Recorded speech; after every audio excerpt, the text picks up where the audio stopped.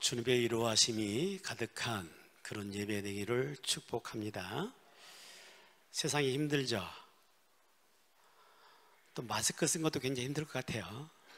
특별히 여성들 마스크 쓰다 보게 되면 이쁘게 화장해내는데 지워지기도 하고, 또 뭐 그 안에 이렇게 수증기가 차가지고 갑갑하기도 하고 막 그럴 것 같은데, 그래도 마스크를 잘 착용해 주시기를 바랍니다. 아멘. 어제 토요일 새벽에 내가 그런 이야기를 한 것 같은데,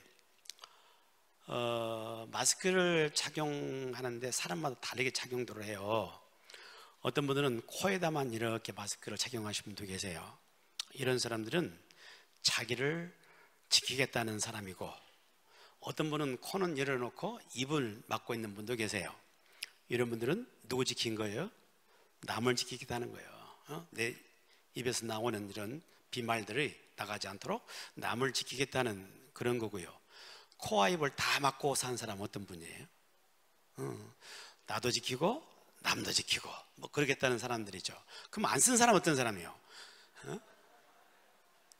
뭐 알아서 생각하세요. 어쨌든 간에 지금 우리 시대에는 좀 마스크가 상용화될 필요가 있다, 그런 생각을 합니다. 불편하더라도 마스크를 쓰는 것이 사랑인 것이고 또한 지혜인 줄로 믿습니다.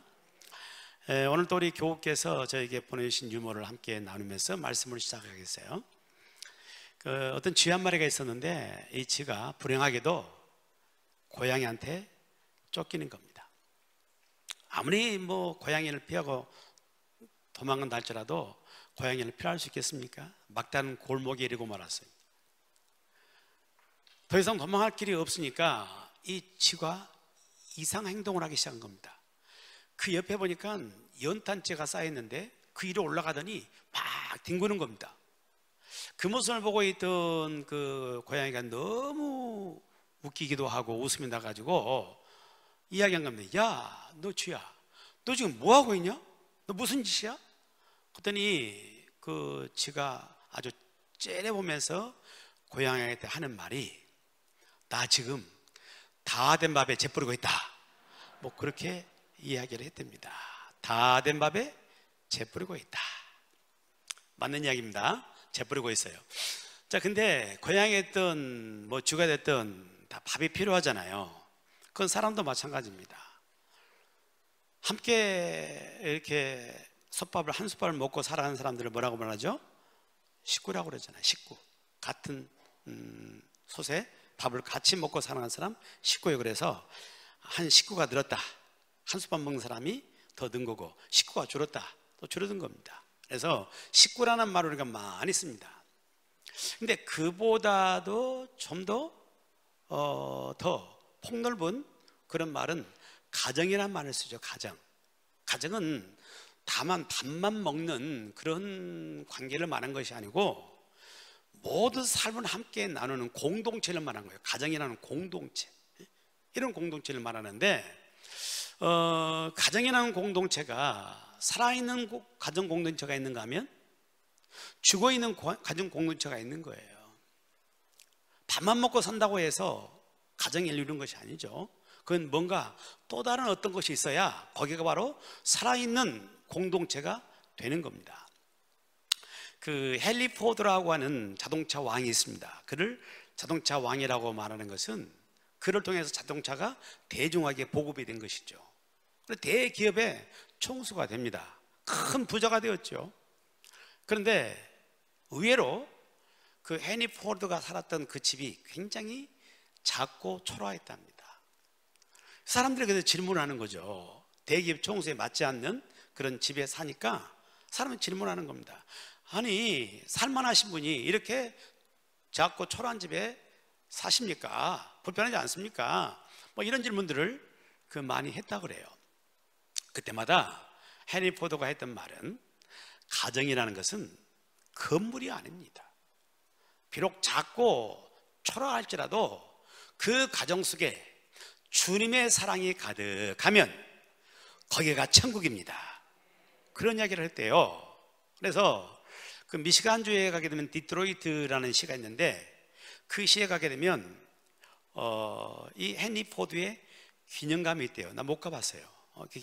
기념관이 있다는데 거기에 가면 큰 글귀가 써졌답니다.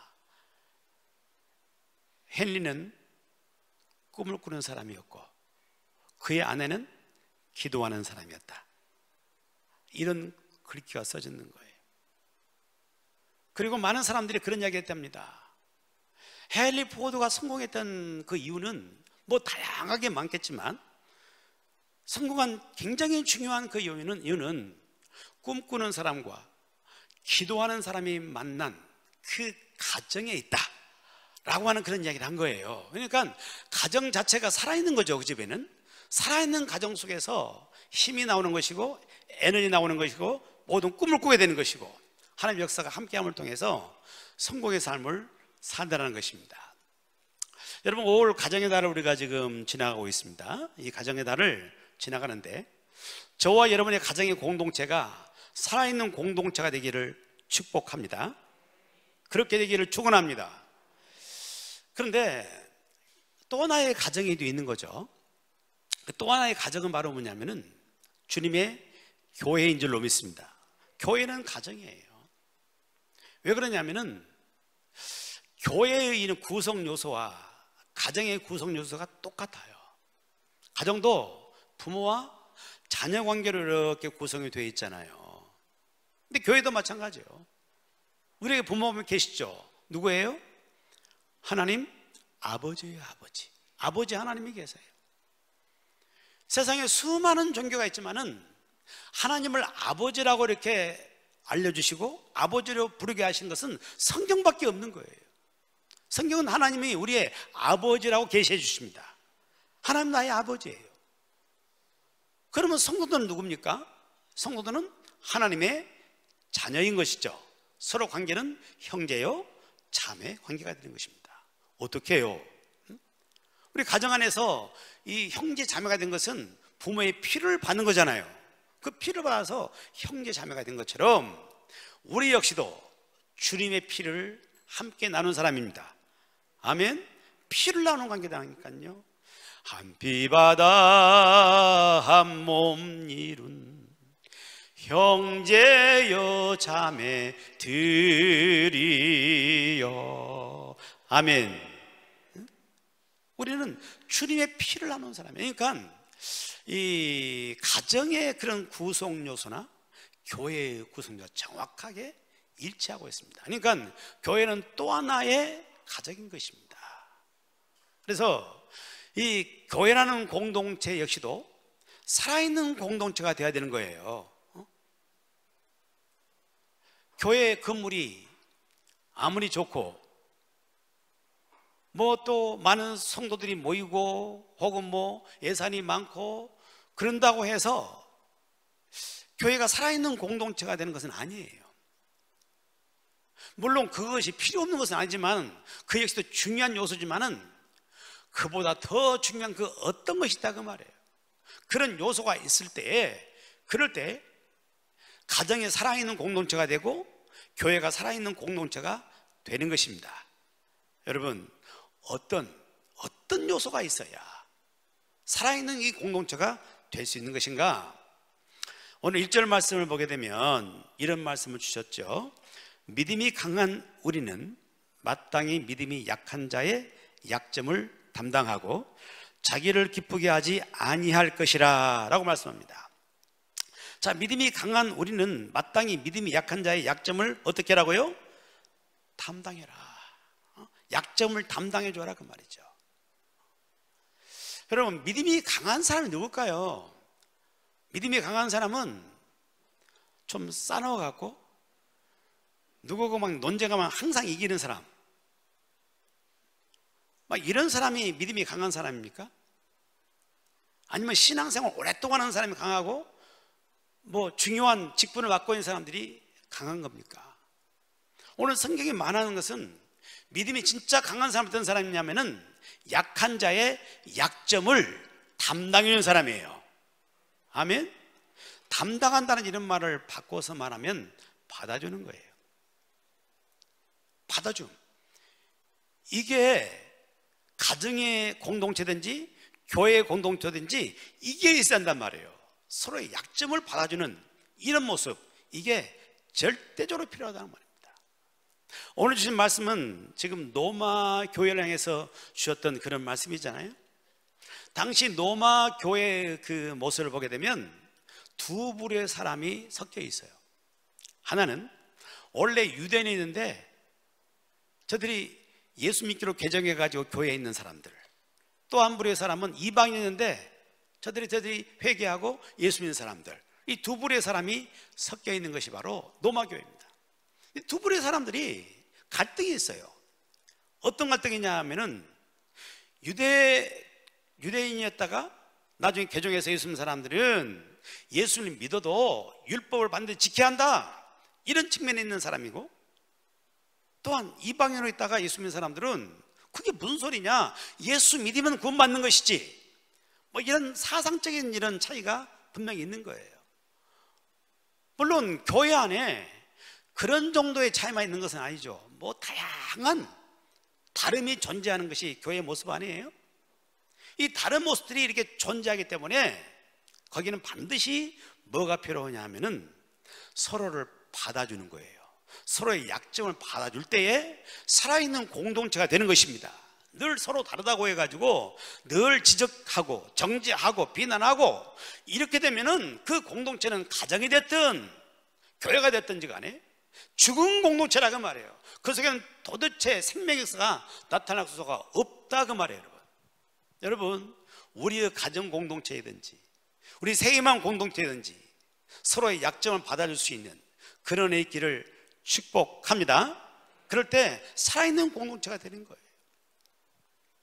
우리가 늘 숨쉬고 살아가는 이런 공기 속에 보게 되면 우리 생명을 살게 만드는 그 어떤 요소가 있어요. 공기 안에. 그게 뭐죠? 산소죠. 산소가 섞여 있습니다. 이 공기 중에는 산소가 약 몇 %쯤 된 줄 아세요? 일반적인 공기에 몇 % 정도 된 줄 아세요? 거의 약 21% 정도 돼요. 21% 산소가 섞여 있어요. 이게 일반적인 공기인 겁니다. 이런 공기를 마시면서 우리가 사는 겁니다. 근데 어떤 공기를 이렇게 마시게 되면 공기가 참 상큼하다, 아주 신선한 느낌이 들고 기분이 무척 좋아지는 그런 공기가 있죠. 몇 사람만 그런 공기를 아신가 봐? 그런 공기 있잖아요. 참 상큼하다. 아니, 공기가 맛있다는 느낌도 들어보잖아요. 공기가 참 맛있어요. 이런 것은 어떤 공기냐면은 산소가 더 퍼센트가 더 높아요. 많이 높은 거 아니라 그래요. 뭐 1%, 뭐 1.5%, 이 정도 높대요. 그래서 굉장히 사람들은 상큼하고 굉장히 기분이 좋아지고 생명력이 막 일어나는 그런 걸 느낀다는 거예요. 근데 이 산소의 퍼센트가 떨어지게 되면 어떤 일이 벌어져요?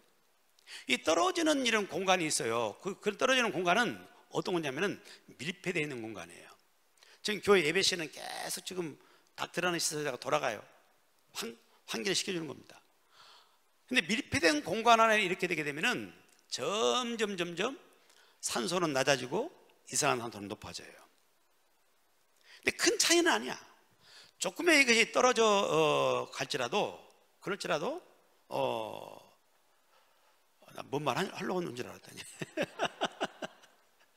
그럴지라도 호흡하기도 좀 힘들어지고 답답하고 포함자가 계속 낮아지게 되면 건강을 상하게 만들고 어떤 경우는 죽기까지 하는 거예요. 보통 우리가 찜질방이라는 곳이잖아요.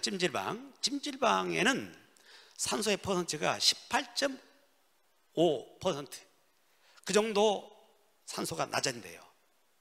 오래 있으면 별로 좋은 것도 아니야. 근데 우리 일상생활을 살아가는 데 있어서 가장 그 산소 퍼센트가 낮아진 곳이 어딘지 아세요? 참고로 알아두면 좋아요. 그건 다른 곳이 아니라 자동차 안이래요. 자동차 안 18%가 떨어지는 산소 퍼센트가. 그러니까 자동차 안에 조금 오래 있게 되면은 금방 머리가 아프고 막 그러잖아요. 힘들어지는 겁니다. 이게 막 더 낮아지게 되면은 그러면 사람의 생명까지 일 수 있어요. 화재가 났을 때 사람이 죽는 것을 보게 되면 그건 불에 막 직접 또 타가지고 죽는 그런 경우는 별로 많지 않고, 왜 죽어요? 산소를 잃어버려요. 그 공간 안이 산소를 잃어버리고 완전히 이산탄소로 꽉 차 있으니까, 그래서 사람의 생명이 죽는 거예요. 죽는 거. 아니 뭐 받아주는 이야기하다가 뭐 산소 얘기만 한가, 뭐 이상하게 쳐다보신 분 계셔. 이제 돌아갈 거예요. 왜 이런 말씀을 드리냐 하면은요, 공기 안에 산소가 제대로 포함이 되어 있어야 사람의 생명을 살리는 것처럼 공동체 안에 산소와 같은 서로 약점을 받아주는 이런 요소가 있어야, 그래야 이 공동체가 살아있는 공동체가 된다고 말이에요. 여러분, 서로 받아주는 이런 지수가 점점 떨어지게 되면은 그 공동체 안에 사람이 질식하는 거야. 더 떨어지게 되면 그 공동체는 사람을 살리는 것이 아니라 사람을 죽이는 공동체가 되는 거예요. 그래서 우리가 이루는 가정이 됐든 교회가 됐든지 간에 정말 중요한 것은 서로의 약점을 받아주는 이 받아줌, 이게 반드시 있어야 할 줄로 믿습니다.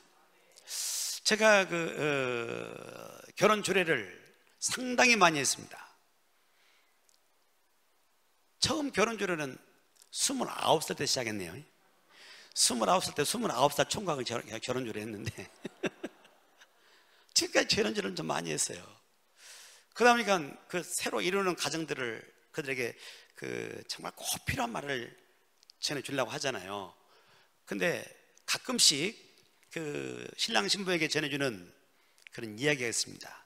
한 가정을 이루는데 정말 필요한 그 이야기를 전해주는데, 어떤 이야기를 가끔 들려주냐면은, 한 하반신이 마비된 지체장애인이 있는데, 이 사람이 높은 산을 넘기 위해서 산 아래에 이렇게 앉아 있는 거예요. 혼자면 못 넘어가는 겁니다. 갈 수가 없어요. 어떻게 넘어가지? 막막했는데 마침 거기에 누구 오냐면은 한 시각장애인 소경인데, 이분이 지팡이 짚고 이렇게 다가오는 거예요. 그걸 보고 반가워가지고 제안한 겁니다. 당신은 앞을 보지 못하고 나는 다리를 못 쓰요.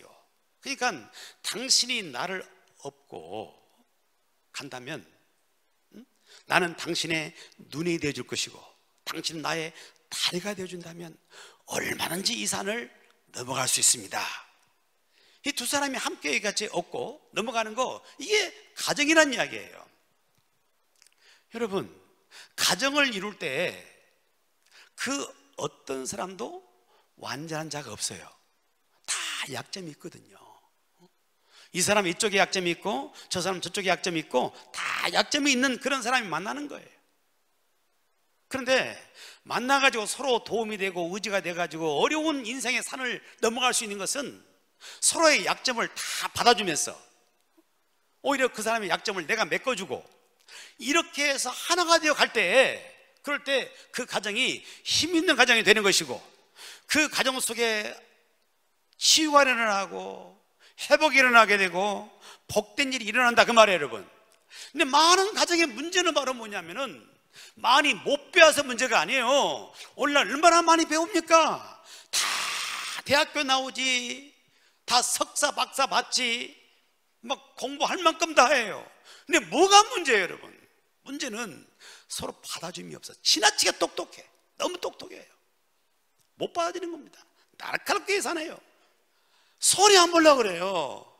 그래가지고 조금만 약점 있으면 막 그걸 지적하고 정지하고 비난하고, 이러다 보니까 가정에 항상 문제가 오더란 말이에요. 가정이 살아있는 공동체가 되려면 그 가정 안에 서로 약점을 받아주는 이 마음이 있을 줄로 믿습니다. 여러분의 가정 속에 그런 마음을 가지고 서로의 약점을 받아내는 이런 큰 마음을 가지고 가정을 이루어가기를 주님의 이름으로 축원합니다. 교회 공동체를 생각해도 마찬가지예요. 교회 공동체는 어느 면에서 보게 되면 더 서로를 약점을 받아주는 이 마음이 더 커야 돼요. 왜 그럽니까? 가정이라는 것은 두 사람이 서로 만나잖아요. 이 만남이 어떻게 만난 거예요? 수없이 많은 사람인데 어느 날 어떤 한 사람에 탁 꽂혀버린 거예요. 심장이 뛰어. 그만 생각하면 벌떡벌떡 심장이 뛰어. 그래서 만났잖아요. 아따, 이 싸늘한 분위기는 왜 그럴까? 그렇게 안 만났어요? 아멘. 아멘 하신 분 한 분 계시구만. 근데 그렇게 안 만났어도 내가 어거지로 결혼한 사람 없었거든. 이조 시대도 아니고 부모가 그냥 어거지로 맺어주고 간 건 아니잖아요. 이 사람 선보고 저 사람 선보고 고르고 가지고 내가 만났잖아요. 그랬어도 사니 못 사니 힘들고 막 그러잖아요. 근데 교회 공동체는 어떻습니까? 내가 골라 만난 거 아니잖아요. 와보니 함께 있는 겁니다.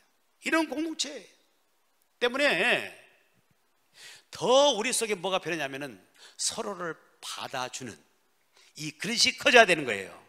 할렐루야. 이것이 커져야 그 교회 속에 주님이 원하시는 치유가 일어나는 것이고 회복이 일어나게 되는 것이고 복된 일들이 많이 일어나는 살아있는 공동체가 되는 겁니다. 오늘날 교회 문제가 바로 뭡니까? 좋은 건물 없어 문제예요? 사람 수가 적어서 문제예요? 예산 없어 문제예요? 아니요. 진짜 문제는 지나치게 똑똑해가지고 서로를 받아주지를 못하는 겁니다. 이것 때문에 교회는 항상 어려움을 겪을 수밖에 없다는 사실입니다. 여러분, 가면 갈수록 교회 공동체는 너무 소중해집니다. 지금 코로나19 바이러스 이후에 세상은 어떻게 변할 것인가? 이 관심들이 굉장히 많아요. 코로나 바이러스가 지나가고 나면 어떤 세상이 나올 것인가? 전문가들이 이구동성하는 말은 비접촉, 비대면 세상이 될 것이라고 말해요. 서로 대면하고 서로 접촉하는 것을 꺼리는 그런 시대가 올 거라는 거예요. 나는 우리 손녀를 보니까 그런 시대는 오겠다 싶었어요. 지금 33개월밖에 안 되는데 얘가 얼마나 마스크를 잘 착용하는지 몰라. 아주 마스크를 정성스럽게 쓰고 다닙니다. 어쨌든 여러분 만났는데 차 안에 타고 가니까 차 안에서는 굳이 마스크 쓸 필요 없잖아요. 그래서 마스크 벗어라 하니까 절대로 안 벗어. 안 벗으면서 하는 말이 세균 그런 거야. 벗으면 세균이 옹이. 벌써 이 마스크를 좋아하는 그런 모습으로 자라니 성장하게 되면 뭐 마스크 벗고 살지 않을 것 같아. 그래서 다음 세대는 어떤 세대냐? 마스크 세대다. 이렇게 되어지게 되면 사람들이 어떻게 됩니까? 서로 만남이 줄어들고 이런 세상이 되어지게 되면 사람 필연적으로 뭐가 찾아오냐면 외로움과 고독감이 찾아오게 되어 있어요. 그렇게는 못 사는 겁니다. 그래서 이제 코로나 바이러스 이후의 그 시대, 사람들이 비대면 비접촉한 이런 것들을 찾긴 찾지만 아주 건강한 공동체, 살아있는 공동체를 찾는다고 말해요. 그 속에 들어가서 마음의 위로를 받고 상처가 치유가 되는 것이고 외로움이 해소가 되어지고 함께 갈 수 있는 그런 공동체를 찾는 거예요. 그 대안은 주님의 교회예요. 교회가 바로 그런 받아줌의 공동체가 되어서 세상의 외로움과 상처 입은 그런 사람들을 받아주고 그들을 치료함을 통해서 그들에게 복음이 전개되는 것이고 영혼을 살리는 그런 역할을 감당해 나가야 한다고 말이죠. 그래서 이 교회 공동체는 더 서로를 약점을 받아줄 수 있는 그런 공동체가 되어야 할 줄로 믿습니다. 여러분, 그럼 우리가 어떻게 해야 이와 같이 서로의 약점을 받아주는 살아있는 공동체를 이루어갈 수 있을까? 어떻게 하면 그렇게 될까? 여러분, 어떻게 하면 될까요? 오늘 3절에 답을 주고 계십니다. 3절 함께 읽습니다. 시작. 그리스도께서도 자기를 기쁘게 하지 아니하셨나니 기록된 바 주를 비방하는 자들의 비방이 내게 미쳤나이다 함과 같으니라. 아멘. 그리스도를 지금 우리에게 보이십니다. 예수 그리스도를 우리에게 보이는데, 주님은 어떤 분이셨냐면은 자기를 기쁘게 하지 아니하였어요. 누구를 기쁘시게 하는 삶을 살았어요? 하나님 아버지를 기쁘게 하는 삶을 살았죠. 그리고 기록된 바 주를 비방하는 자들의 비방이 내게 미쳤나이다 함과 같으니라. 주님은 이 땅의 생을 사는 동안에 수많은 사람들로부터서 비방을 받으셨어요. 특별히 십자가에 못 박힐 때에 주님이 당하신 그 비방은 말로 형언할 수 없는 비방이었습니다. 주님을 벌거벗기고 채찍질을 가하고 주님을 향해서 침을 내뱉고 갈대로 머리를 때립니다. 십자가에 매달아 놓고는 비방하고 조롱합니다. 남은 구원한 사람이 자기는 구원한가 보자, 온갖 조롱과 멸시를 다하고 비방을 가합니다. 여러분, 그런 가운데 십자가 위에서 흘러나오는 그 음성은 너무나 놀라운 음성이었습니다. 원망이 쏟아나와야 되고 같이 비방이 쏟아나와야 할 주님의 그 입에서 나오는 그 말씀은 아버지여 저들의 죄를 사하여 주옵소서. 자기가 하는 것을 알지 못함이니이다. 그거거든요. 그렇게 자기를 비방하는, 멸시 조롱하는 그런 사람들의 그 모든 약점들을 주님이 다 받아주십니다. 다 담당해 버리십니다. 그리고 저들을 위해서 십자가를 지시고 구원의 길을 열어주신 줄로 믿습니다. 이분이 우리 주님이세요. 그리스도이신 우리 주님이세요. 주님은 십자가를 질 때만 아니었어요. 이 땅에서 삶을 살아가시고 사역을 감당하는 그때에도 약한 자의 약점들을 언제나 받으시면서 삶을 살아가셨어요. 한 번은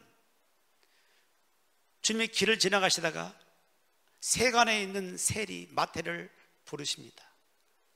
따라오느라. 제자 삼기 위해서 그를 부르셨어요. 그랬더니 마태가 너무 감사해서 모든 건 다 정리하고 주님을 따르기로 하고, 그리고는 자기 집에서 잔치를 벌립니다. 그 잔치에 많은 세리들이 왔고 그 지역에 죄인이라는 사람들이 많이 몰려 들어왔습니다. 그랬더니 바리새인들이 하는 이야기가, 아니 그 예수는 왜 세리와 죄인들의 친구가 되고 저들과 함께 음식을 먹느냐 하고 비난을 가하는 거예요. 그때 예수님께서 하시는 말씀이 무슨 말씀이에요? 건강한 자에게는 의원이 있을 데가 없고 병든 자에게 쓸 데 있느니라 말씀하십니다. 바리새인들 당시에 그 종교인들은 어떤 사람들입니까? 사람의 약점이 있으면 비난합니다. 정죄해버려요. 이게 당시의 종교인들이었습니다. 그러나 주님이 걸어가신 길은 아니었어요. 오히려 약한 자들, 당시 많은 사람은 소외되어 있는 사람들, 이런 사람들을 제자로 삼으셨고 그들의 친구가 되어주시면서 그 약점을 다 담당하시면서 함께 걸어갔던 분이 우리 주님인 줄로 믿습니다. 여러분, 우리가 어떻게 우리 공동체가 서로의 약점을 받아줄 수 있는 그런 살아있는 공동체가 될 수 있는 것인가? 오늘 성경에 말씀하는 것처럼 이 예수 그리스도, 우리 주님을 본받아가는 것입니다. 우리 주님을 닮아가는 것입니다. 여기에 초점을 맞추고 여기에 힘을 써 나갈 때, 그럴 때 우리의 가정 공동체, 교회 공동체가 살아있는 공동체가 될 줄로 믿습니다. 세상은요 그렇지 않습니다. 세상은 약점이 있으면 약점을 계속 공격합니다. 집요하게 공격하는 거예요.